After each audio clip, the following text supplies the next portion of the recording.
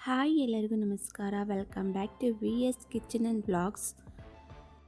ಇವತ್ತಿನ ಬ್ಲಾಗ್ ಬಂದು ನಾವು ಊರಲ್ಲಿದ್ದಾಗ ಮಾಡಿರ್ತಕ್ಕಂಥದ್ದು.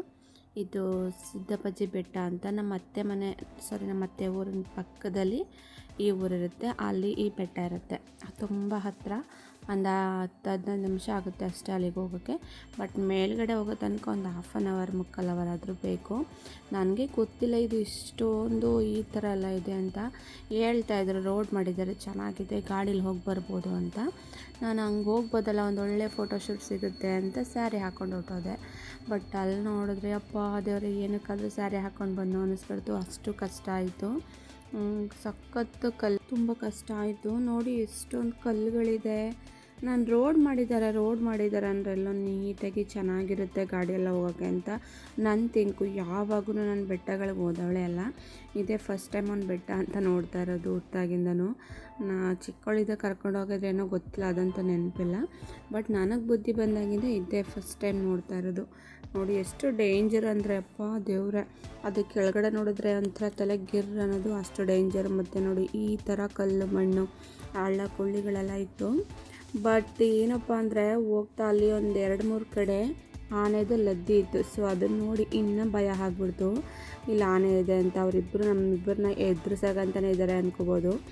ಅಷ್ಟು ಹೇಳಿ ನೋಡಿ ಆನೆ ಇದೆ, ನೈಟ್ ಬಂದು ಲದ್ದಿ ಹಾಕೋಗಿದೆ, ಇಲ್ಲೆಲ್ಲಾರು ಇರುತ್ತೆ ಅಂತ ತುಂಬ ಹೇಳಿ ಎದುರಿಸ್ಬಿಟ್ರು. ನನ್ನ ತಂಗಿ ಅಂತೂ ಪಾಪ ಅಲ್ಲಿಂದ ಏರ್ಕೊಂಡು ಬರ್ತಾಯಿದ್ದಾಳೆ. ಅದು ಅಪ್ಪಿದೆ, ತುಂಬ ಅಪ್ಪಿದೆ. ಅಲ್ಲಿ ಬೈಕ್ ಏರ್ಸೋಕ್ಕೆ ಕಷ್ಟ. ಎಲ್ಲೆಲ್ಲಿ ಅಪ್ಪಿದೆಯೋ ಅಲ್ಲೆಲ್ಲ ನಾವು ಇಳಿದು ಬೈಕ್ ಅಷ್ಟೇ ಅವ್ರು ಏರಿಸ್ಕೊಂಡು ಬರ್ತಾಯಿದ್ರು. ಬಟ್ ಒಂಥರ ಎಕ್ಸ್ಪೀರಿಯೆನ್ಸ್ ಚೆನ್ನಾಗಿತ್ತು ಅಂತ ಹೇಳ್ಬೋದು. ಹಾಗೆ ಹೋಗ್ತಾನೆ ಇದ್ದೀವಿ, ಇನ್ನೂ ಸಿಗಲೇ ಇಲ್ಲ. ಹಂಗೂ ಕೆಲವೊಬ್ಬರು 1-2-3 ಅಷ್ಟೇ ಬೈಕಲ್ಲಿ ಹೋಗ್ತಾ ಬರ್ತಾಯಿದ್ರು. ಒಂದು ಸಣ್ಣ ಮಗುನ ಕರ್ಕೊಂಡು ಒಬ್ರು ಅಂಕಲ್ ಬರ್ತಾಯಿದ್ರು.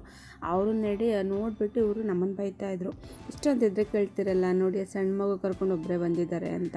ನಾವು ಫಸ್ಟ್ ಟೈಮ್ ಈ ಥರ ಅದಕ್ಕೆಲ್ಲ ಬಂದಿದ್ದು, ಒಂಥರ ಭಯ ಆಗ್ತಿತ್ತು. ನಾವೇ ಆಗಿದ್ರೆ ಏನಿಲ್ಲ, ಪಾಪನ ಬರೀ ಕರ್ಕೊಂಡು ಹೊರಟೋಗಿದ್ವಲ್ಲ, ಅದೊಂದು ಸ್ವಲ್ಪ ಭಯ ಆಗ್ತಿತ್ತು. ಅವಳು ಸ್ವಲ್ಪ ಎದುರ್ಕೊಬಿಟ್ಟಿದ್ಲು. ಈ ಗಾಡಿ ಏರಿಸೋದು ಅದೆಲ್ಲ ನೋಡ್ಬಿಟ್ಟು ಎದುರ್ಕೊಂಡಿದ್ಲು. ಅದಕ್ಕೆ ಅವ್ರು ನಿಂತ್ಕೊಂಡು ತೋರಿಸ್ತಾಯಿದ್ರು, ಎದುರ್ಕೊಬೇಡ, ಹಂಗಿದೆ ಹಿಂಗಿದೆ ಅಂತ. ನೋಡಿ ಹೆಂಗಿದೆ ರೂಟ್ ಅಂತ. ನೋಡೋಕ್ಕೆ ಹೇಳ್ತಾರಲ್ಲ ದೂರದ ಬೆಟ್ಟ ನುಣ್ಣಿಗೆ ಅಂತ, ಹತ್ತಿರಕ್ಕೆ ಹೋದಾಗ್ಲೇ ಗೊತ್ತಾಗೋದು ಹೆಂಗಿದೆ ಅಂತ. ಅದಂತ ಎಕ್ಸ್ಪೀರಿಯೆನ್ಸ್ ನಾನು ಮಾಡಿಬಿಟ್ಟೆ. ಹೌದು, ಇದೊಂದು ಗಾದೆ ಏನು ಹೇಳ್ತಾರೋ ಅದು ಚೆನ್ನಾಗಿ ಹೇಳಿದ್ದಾರೆ ಅಂತ. ಹಾಗೆ ಸ್ವಲ್ಪ ಹೊತ್ತಾದಮೇಲೆ ಸದ್ಯ ಒಂದು ಲೆವೆಲಿಗೆ ಬಂದು ತಲುಪಿದ್ವಿ. ಮೇಲ್ಗಡೆ ಹೋದರೆ 2 ಹೆಜ್ಜೆಲಿ ಫುಲ್ಲು ಲಾಸ್ಟಲ್ಲಿ ಒಂದು ಟೆಂಪಲ್ ಇದೆ.